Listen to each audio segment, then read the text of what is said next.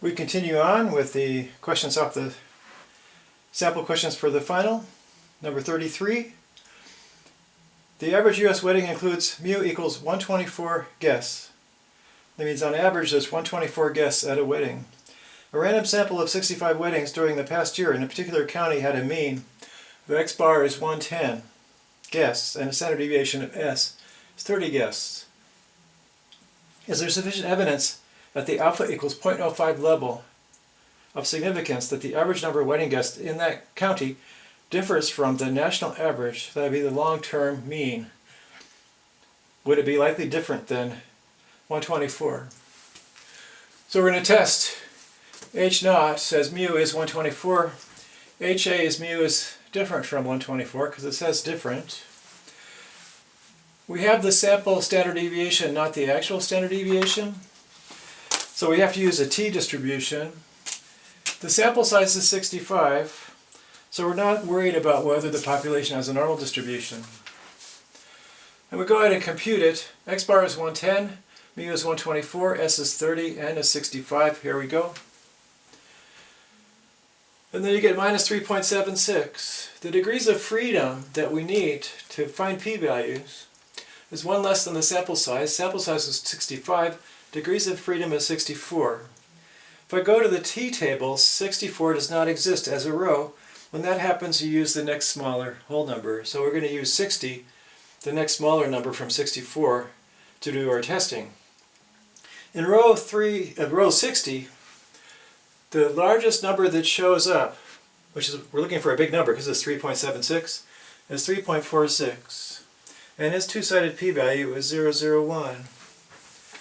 So since minus 3.76 is further away from 0 than 3.46, we're going to state as a p-value that it's less than 0.001. So what's going on here is here's t.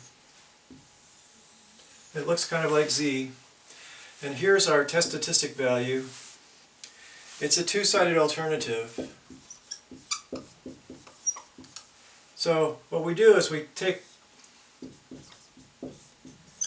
this tail area here and we double it to find the p-value.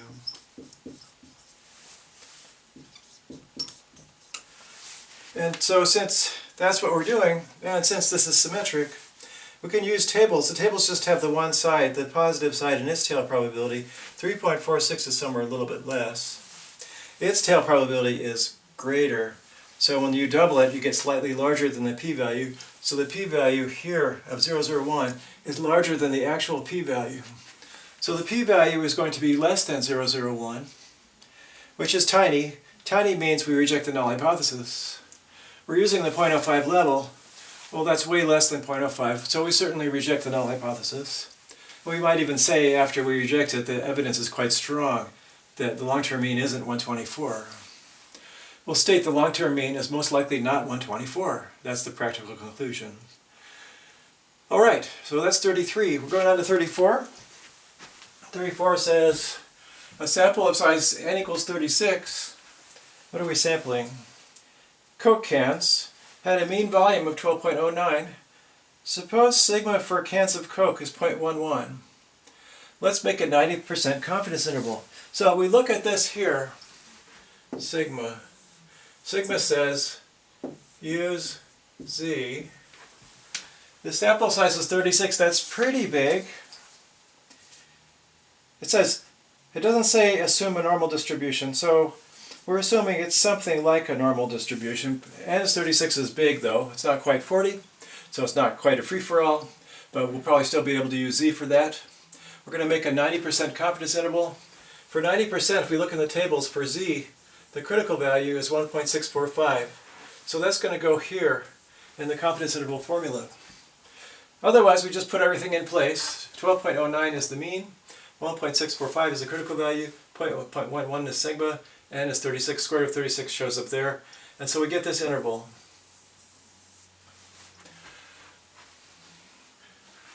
So B says, if 12 ounces is the volume printed on these cans, does the interval from part A give us good evidence the actual mean volume is higher? Well, here's where the true mean is supposed to be, somewhere between 1206 and 1212. So slightly larger than 12. Is it likely to be 12? No, 12 is not in the interval. Mu appears to be slightly larger. Mu is slightly larger.